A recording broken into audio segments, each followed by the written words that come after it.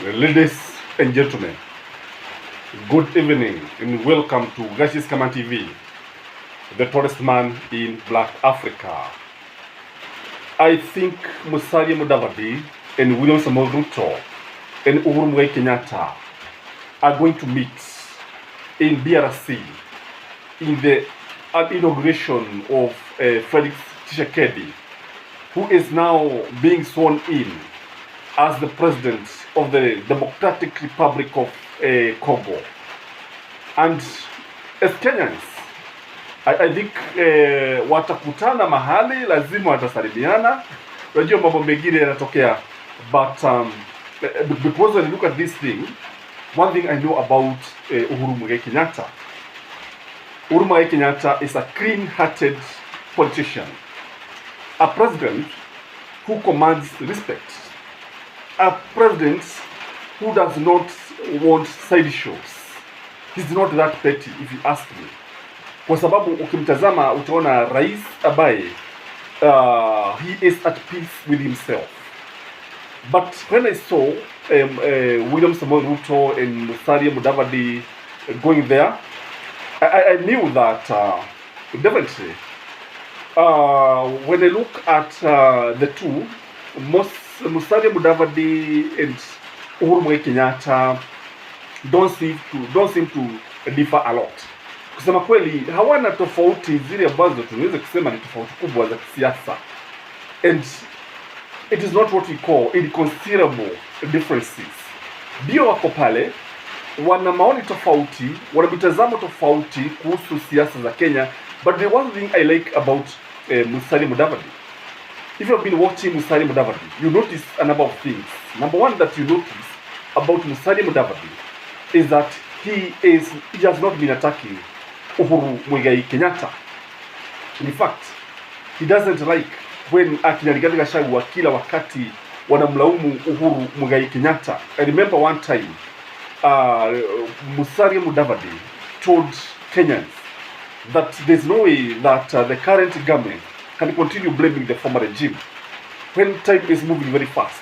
So this one tells you that the two guys are not different.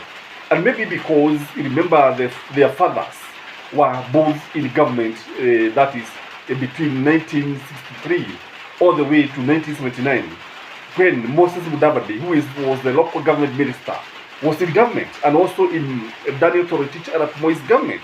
In fact, when you look at UHURU.IT Kenyatta and Musalia Mudavadi, they have a lot in common than in conflict. Unlike William Samoei Ruto and UHURU.IT Kenyatta and Musalia Mudavadi, there's so much in conflict. And ukitazama vizuri, ukichunguza utakuja kugundua kwamba when you look at William Samoei Ruto, when you look at statecraft, I think it is something that is so complex for him. I think Kenya is so complex for William Samoei Ruto, and that is why he is finding it very, very rough. And that is why when you look at it, you realize that most of the things that have been saying are not adding up. When you look, for example, at the issue of when you look at the issue of the G2G oil deal, you realize that he comes out, praise that it's a game changer, and praised his economic advisors that Kenya was going to buy oil in Kenyan shilling, and the dollar was going to come down in a very phenomenal way.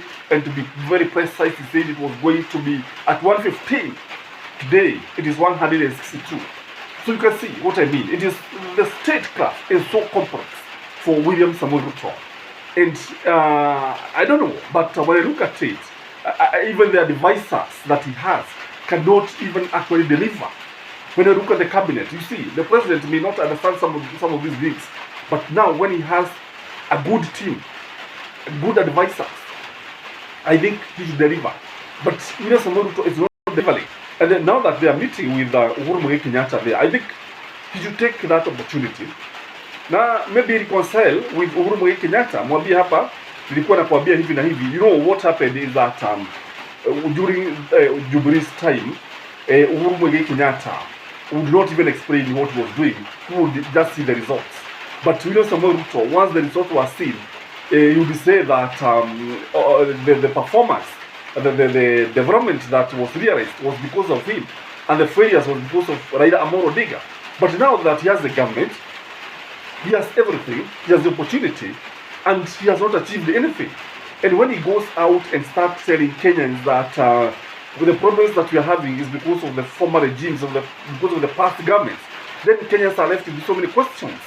And number one is because when you look at William Samoei Ruto became an assistant minister when he was very, very young. I think he was in his 20s. He also became a minister. He also became the deputy president.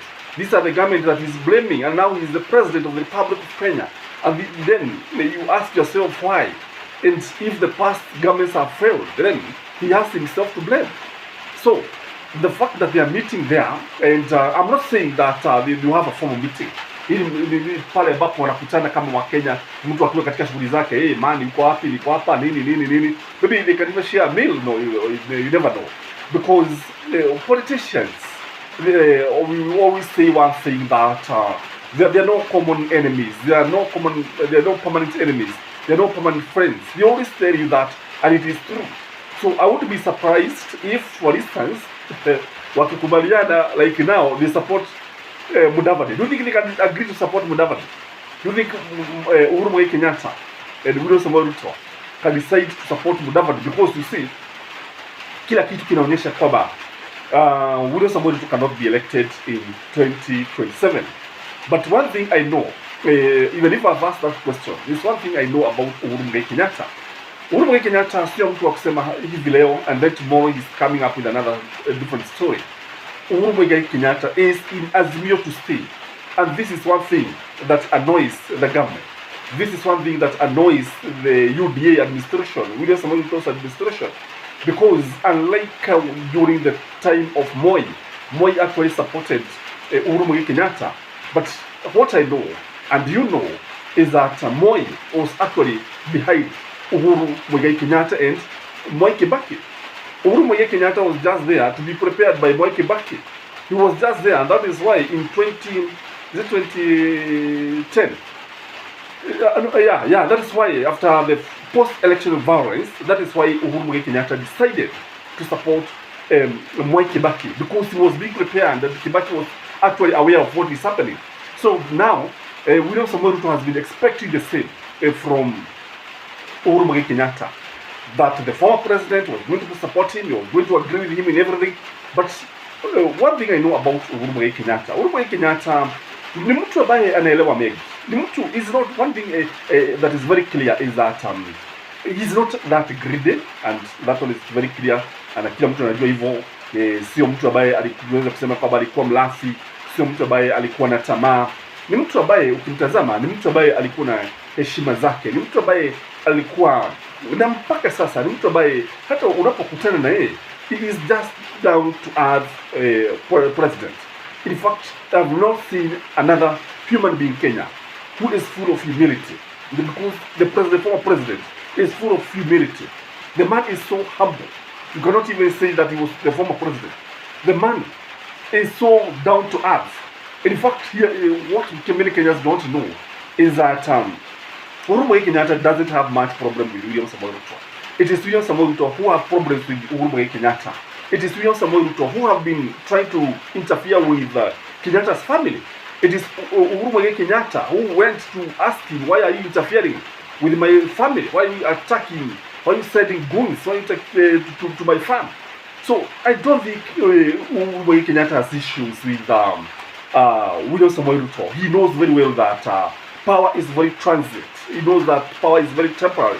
Leo ako katika uongozi, kesho hatakuwa katika uongozi.